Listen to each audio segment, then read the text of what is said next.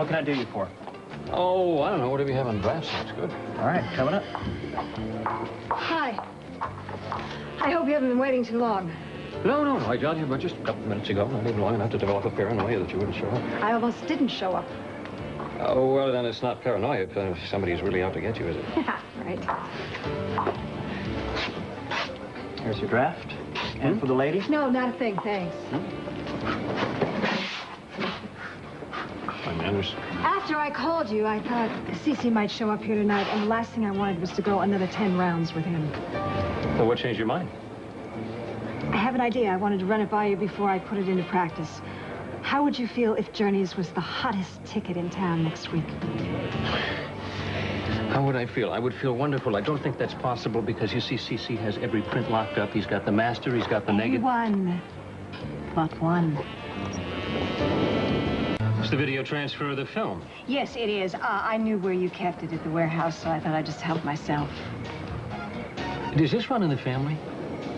What do you plan to do with this? I'm going to screen it. Now, I know it's not finished, and I know it's not a pristine copy. A pristine copy? This is bare bones. This is a rough cut of the thing. There's no sound effects. There's no... I know. The score isn't even written yet. I know.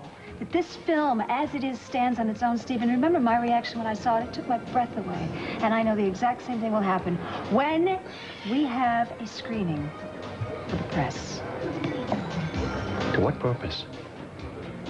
I think if the press writes about this film, even in the state it's in now, they're going to write about it as a work of art. And it's not going to be an expose of the family. And if Cece reads that, then he will have us change his whole perspective on it.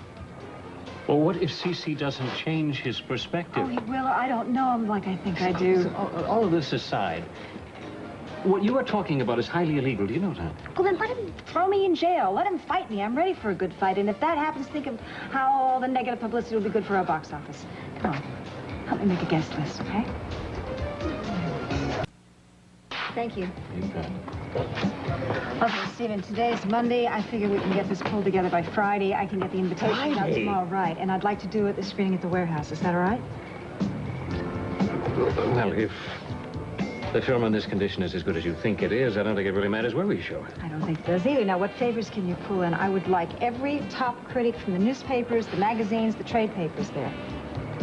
What? You're serious, aren't you? Yeah. I want to let you in on a little secret. They call me box office poison. All right, I'll go home and I'll dig up whatever names I can dig up. Maybe we can put something of a captive audience together. I don't know. Okay, and I mean, I know that they won't know what to expect when they go in, but I can guarantee how they'll be feeling when they come out of this. Star is born. No, I just think this picture needs to be seen. I hope you're this enthusiastic when I approach you with my next project. Your next project? Are you kidding me? I haven't even counted the battle scars I have from this one. Don't give me that. You'd do it again in a second, and I knew you would. Are you crazy? I might years from now look back on this whole experience with a little nostalgia, but the idea of doing another film right now fills me with dread and exhaustion. Well, I have to admit we're a pretty good team, though. You know, the role that I have for you comes along once in a lifetime. Oh, it comes from once in a lifetime and will change my career. Those are the words that you said to me to seduce me into doing this film. Well, if it's not broke, don't fix it. I'll tell you what, I think I'm going to go, and I will, I'll call you tomorrow about the list. May we talk a minute, please? I don't think there's really anything to talk about unless you're willing to change your mind about releasing the film. No, my position hasn't changed. Well, there's nothing more to discuss. Will you wait a minute, please? Please. I've taken time to understand your point of view. Can't you at least take 5 minutes to understand mine? This isn't the boardroom. You can't finesse me like you do your business associates. I wouldn't if I could. All I'm asking is to call a truce so I can offer you a proposition. This is what I am proposing. Our own production company. Yours and mine. Co-venture deal. Call it whatever the hell you want.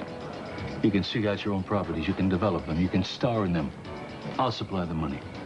I'll build the best, the most state-of-the-art studio you've ever seen in your entire life. You can bring in whoever the hell you wanted to direct. Someone who understands your talent.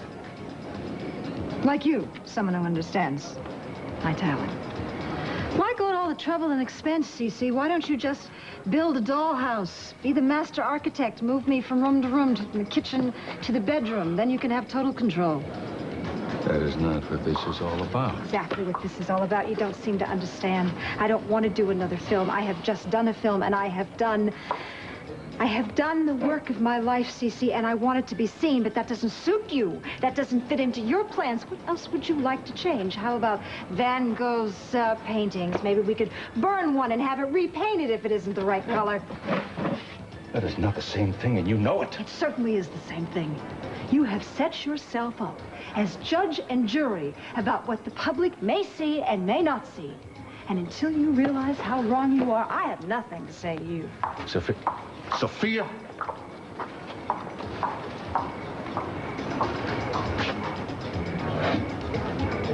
You find something funny?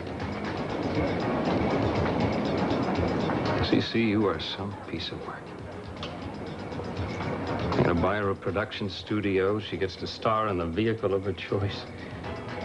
You buy her an Oscar, you get a complete set. You gotta be one scared human being.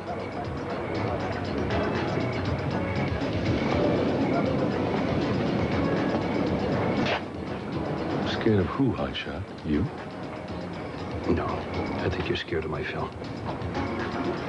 I think you're afraid that Journeys is going to take off. I think you're afraid that her career is going to take off. You can't stand that, can you?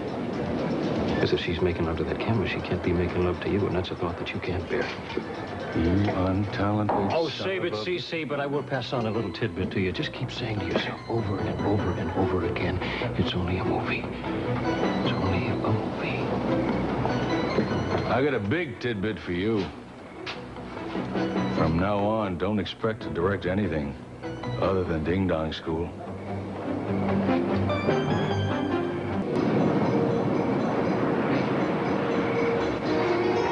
You all right?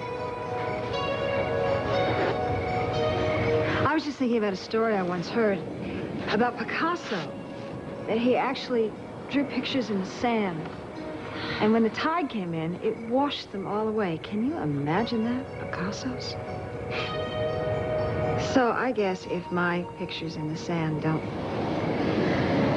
withstand the high tide, it's not such a great loss, is it? Oh, I don't know about that. I think deep down, everybody wants to own a little piece of immortality. Yeah. I never thought I'd feel that way. What makes you different than the rest of us?